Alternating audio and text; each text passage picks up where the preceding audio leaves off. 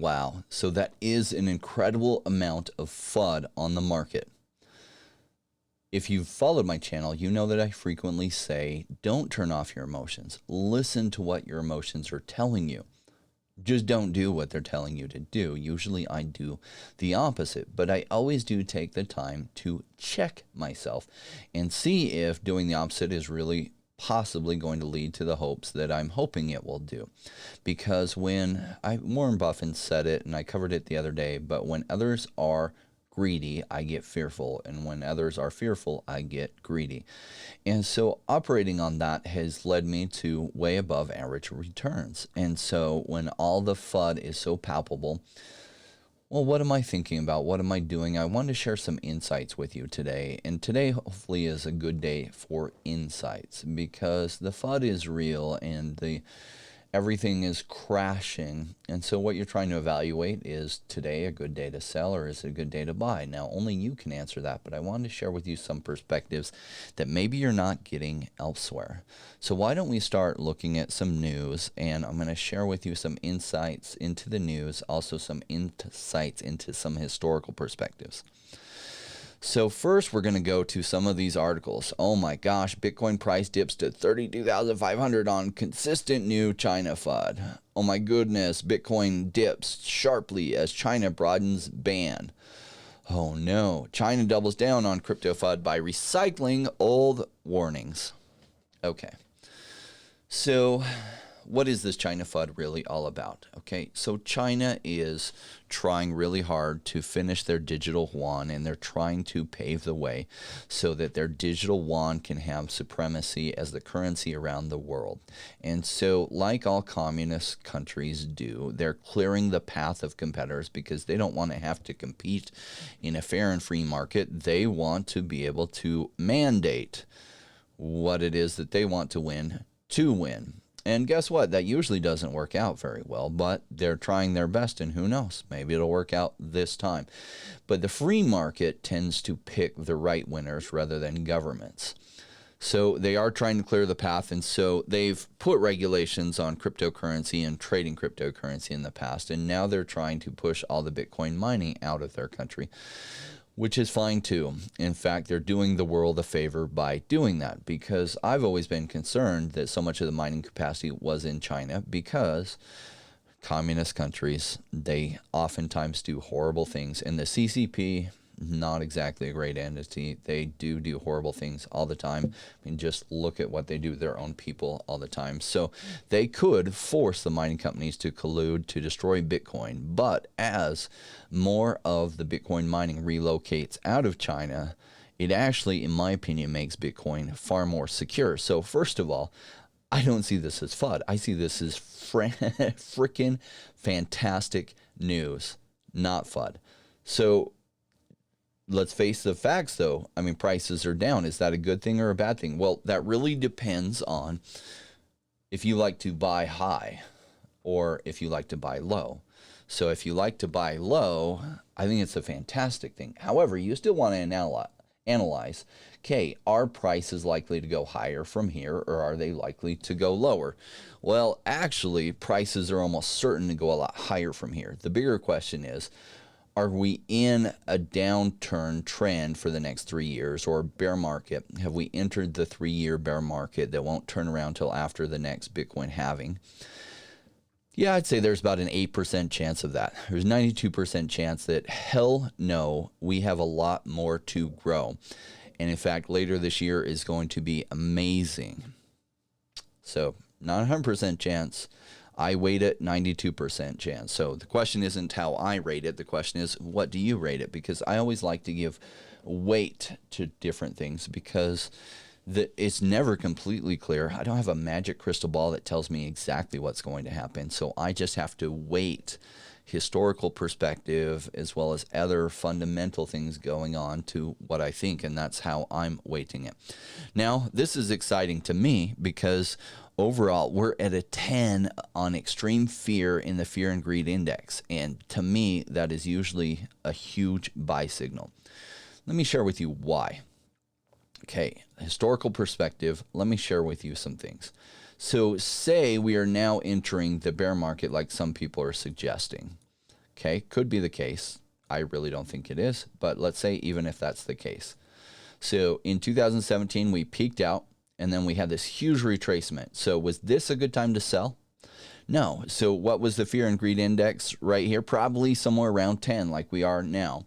And then it shot up. So when I say we're almost certainly to go up from here, like literally almost certainly to go up from here. Now, the bigger question is whether we're on this larger downtrend. I don't think so, and I'll share with you why. But let's just look at if this is a good time to sell, or even if we're in the larger bear market, which I give us about 8% chance of having entered the larger bear market. This is a better time to sell than here, right? Because here you're selling for, say, 11,000, and here you could be selling for 16,500 Bitcoin, and altcoins also fluctuated with this. So what do I see going on here? Well, goodness, we've had this monstrous pump from $10,000 all the way up to $65,000. And then we keep hitting this $30,000 or right around $30,000 Bitcoin price. And in fact, we're not too far away from that here. And could we break down past it? Well, if you look at this as a head and shoulders pattern, look how much resistance there is every time we hit 30,000. I think something else is going on behind the scenes, and I'll share with you some insight. First of all, there's all these different articles hitting around the same time, right? On consistent new China FUD. Well, Cointelegraph, there's some good barometers on what to do and what not to do. Cointelegraph is a fantastic barometer on what not to do. Whatever it is that they're trying to suggest to you to do, a great thing is to do the opposite. Cointelegraph has some big connections to Bitcoin miners and whales, and so they're often telling you what they want you to be thinking about, not necessarily what you really should be understanding about the market. So I did, going back to the university, I was lucky enough to go to university at a really good university within the United States.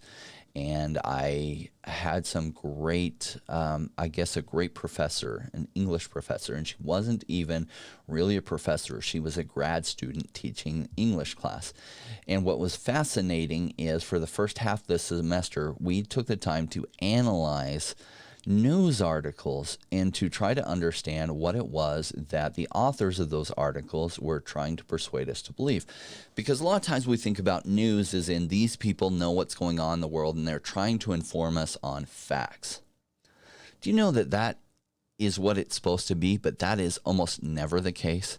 The truth is, reporters are the most politicized people on earth. They're more politicized than frickin' politicians. And so reporters are always trying to sell us a narrative, almost always. I shouldn't use the word always, so I will use the word almost always. And they're trying to sell us a narrative to lead us in a direction. Do you know reporters most often think of people as sheep? I don't know about you, but I just don't like to baa in my life.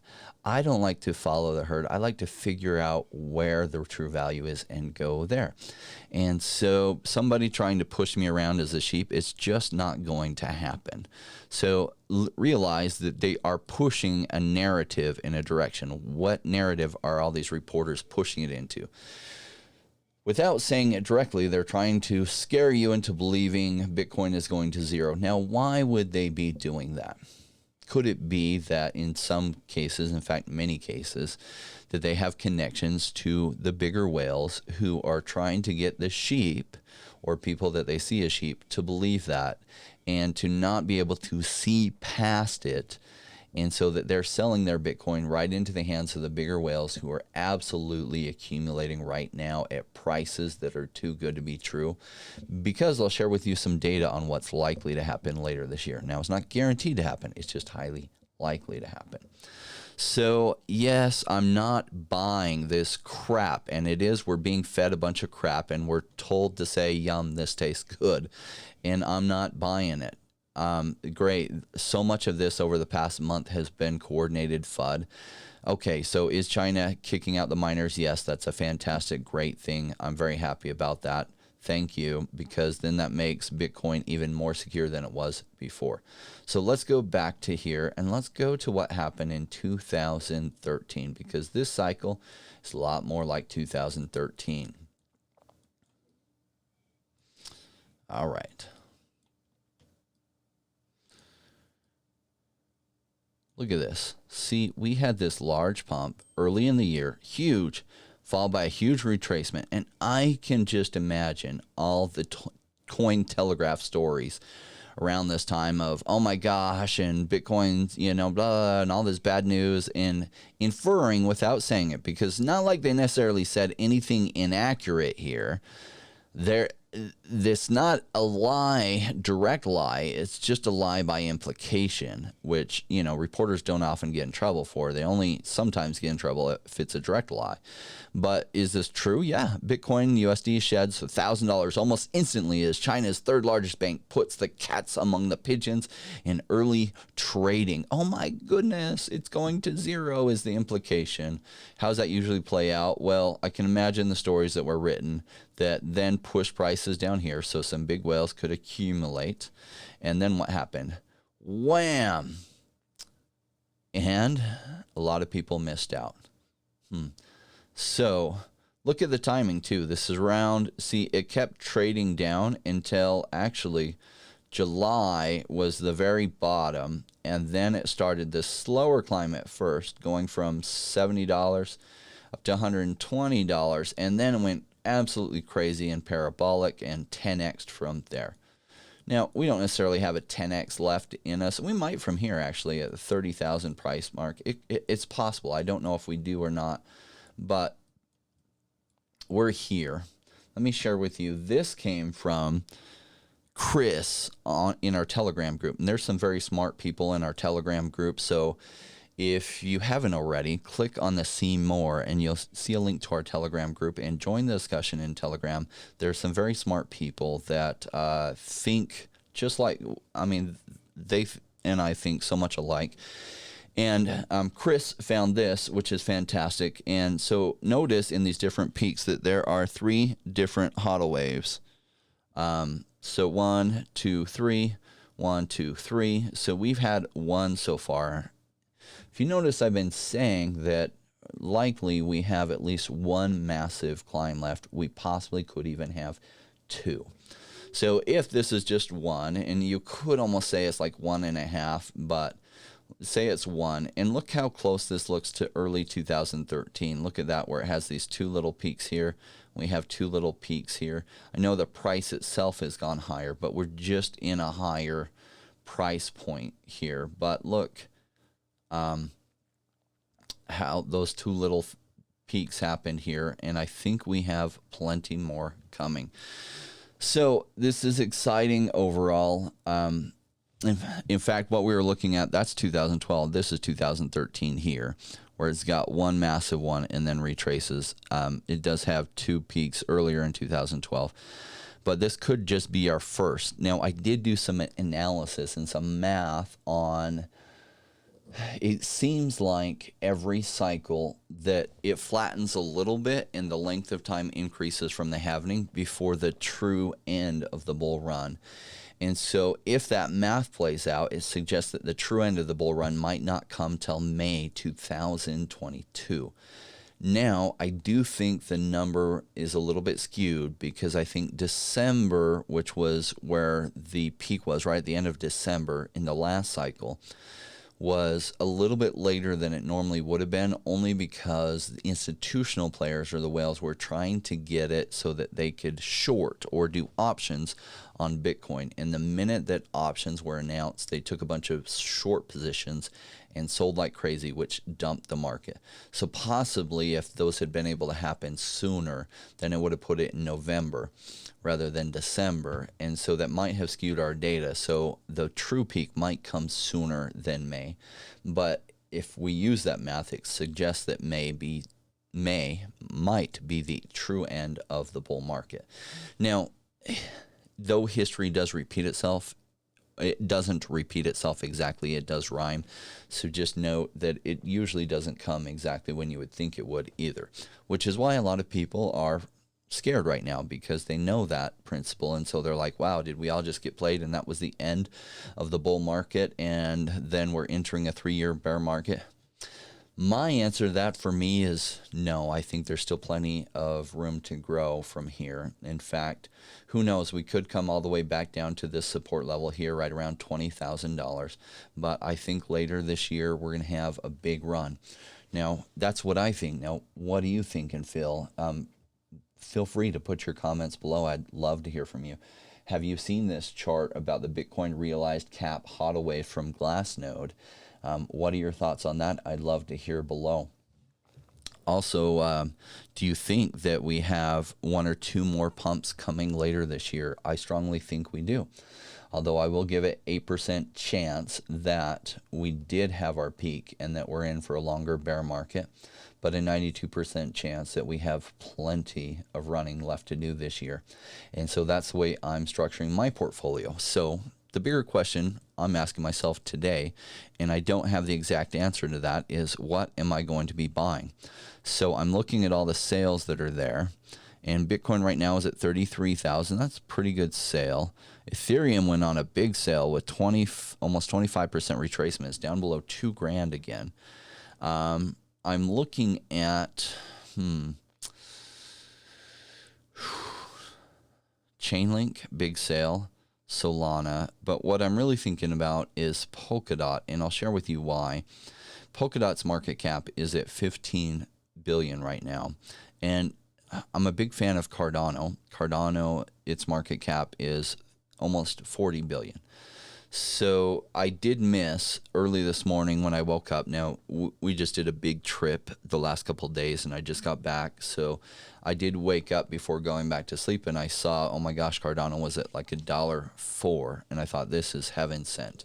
But it since has gone back up, unfortunately, because I missed $1.04. I probably would have put that money into Cardano at that price. But just looking at how attractive the buy is on Polkadot. So I have covered several videos on whether I think Cardano or Polkadot will win for the third generation blockchain. And I do think it's Cardano, but when Polkadot is close to 1/3 the price of Cardano, then Polkadot becomes extremely attractive buy to me. And so I'm thinking it might be Polkadot, but I haven't made up that decision. I'm going to be really analyzing today because I wasn't able to do a lot of in-depth analysis while I was at the lake. So those are my thoughts. What do you think I should be looking at? Love to hear from you. Also want to hear from you because we will be going into a bear market eventually. Now, I think we have plenty of time left to go before then, but I've considered what topics I want to talk about during that time and what things I want to be sharing. Now, you don't have to be around that time, but I suggest that you do stick around. And the reason is this. I often talk about making the commitment to yourself to be here for 5 years. And the reason is if this is your first cycle, the chances that you make life-changing wealth in this one cycle are low. Could be, but you might make some money, but not necessarily life-changing wealth. And what do I consider life-changing wealth? It depends on where you're at. But think, how much money do you have to put away into passive income investments that your passive income will vastly exceed what your monthly needs are? And so say you put away $5 million, you're able to invest that at 5%. You would be then getting $250,000 a year, or roughly just over $20,000 a month. Now, that's significant, right? And that's $5 million. If you think about it, that $5 million is after taxes, because the tax man, you've got to pay them, or otherwise you'll risk going to jail, and that's no fun unless you happen to be lucky and be in one of those jurisdictions that doesn't have capital gains on cryptocurrency. But where are you going to place that money, right? So 5 million starts to be really good life-changing wealth, 10 million even more so. To make that kind of money in one cycle, if you start with $1 million, it's not incredibly hard. But if you start with $1 million, then you're already part the way there on that journey. Also, what life-changing wealth is for each person is different. So say that number is somewhere between 5 to 50 million invested in passive income assets that generate money for you every month. That's what true life-changing wealth is. Because if you make $5 million, but you go out and spend $3 million, then you really have $2 million left in order to invest in passive income, and that monthly isn't near as good. So that's how I think about crypto, is a chance to create large amounts of assets that can be then invested in passive income assets that generate wealth for you, so you can spend the time doing exactly what you want to be doing. Now, it's not like when you retire, you won't be working. You'll just be able to choose exactly what your work is. For whatever reason, as human beings, we're tied to work. If we don't have some kind of thing that we're working towards, we actually go crazy and die young. So the question is, what type of work do you really want to be doing? Because now all the options are available to you. So can you accomplish that in one cycle? Yeah, very unlikely though. Can you accomplish that in 2 cycles? Way, way, way more likely. So are you going to stick around during the bear market? So I'm making the commitment that if you commit to the 5-year plan, I will commit to you to be here during that time. And I'm considering which topics to cover during that time, because the bear market does get boring. Now, that's when the very best buys are out there, but that's when it does get boring to cover. Oh, the market is down again today for the 27th day in a row. Right? It usually doesn't go that long. It goes up and then it goes down, then it goes down, then it goes down, then it goes up, is kind of how the bear market plays out. But some interesting topics to cover during that time. I was thinking of covering with you. If you saw my video the other day, you might have noticed that, wow, Jay Murph's wife is freaking gorgeous. And she is. She's also really intelligent, which was important to me. And she's also funny, which was actually very important to me, because when you marry somebody, you're with them a lot. And I don't know about you, but I didn't have time for a boring relationship in my life. I only was going to get married if I could find one that was fun and engaging. So you may have asked yourself the question, how did he get such a beautiful, intelligent wife? And that is a great question to ask, right? Because the truth is, looks-wise, I'm okay. I'm all right. When I found her, I wasn't wealthy. In fact, I was worth negative amount still, peeling out of a large hole that my previous relationship and chaotic divorce had put me into. So that is the question. Maybe I'll talk about that. If that's something you would want me to talk about during the bear market, then, I'd love to share with you more on attracting, I guess, a higher quality in the opposite sex. And so I did spend a lot of time studying that while I was single, because I figure in life you can become good at anything you really put your mind to, and it's true. So if I was going to be single for a while I was working on myself after having gone through a bitter divorce, and divorces are always about 2 people. You can try to blame everything on the other side, but there's plenty that you're doing wrong yourself and that you can work on. And when you face those facts and work on those facts, it can lead you to a better relationship. So I committed myself to that time to really grow myself, so that hopefully I could attract somebody that I would be excited to live with every day. Why not? And if you want me to talk about those subjects during the bear market, or even on boring times where there's just bad news, and you want to talk about something else too, well, then let me know if that's what you want me to talk about. Telegram, you can join the Telegram channel below. Click see more and then join the Telegram group. I'm also on Twitter at CryptoRain with 2 N's. You'll see under see more, you'll see my exact Twitter handle there. But on Telegram specifically, we got a great community with very smart people such as Chris, who shared this. And just because somebody doesn't have a YouTube channel doesn't mean they're not smart. Always weight their arguments based on the strength of their arguments. And Chris frequently makes very solid arguments. I really appreciate his insights. So thanks, Chris. Appreciate this graph. Like I shared before, I think we've got at least another run or 2 this cycle. If we go all the way till close to May, then we probably have 2 major runs this cycle. Though I don't know how that will play out. I give it like 45% chance and 45% chance that we have 2 runs left, and 45% chance that we have 1 run left. All right, thank you, everyone. And I'm going to head over to Manuela, who created this song for all you rainmakers that are committing to the 5-year plan. If you would like the video, please help me. That will help grow it, and I appreciate when you do that very much. For whatever reason, YouTube stopped sharing our channel completely, and our growth totally stagnated for about 3 months there. We were growing at like 4,000 subscribers a month for a little while there, and then it totally went down to like 200 because it just wasn't sharing the videos out, and so it started sharing the videos out again. So thank you, I guess, to the algorithm.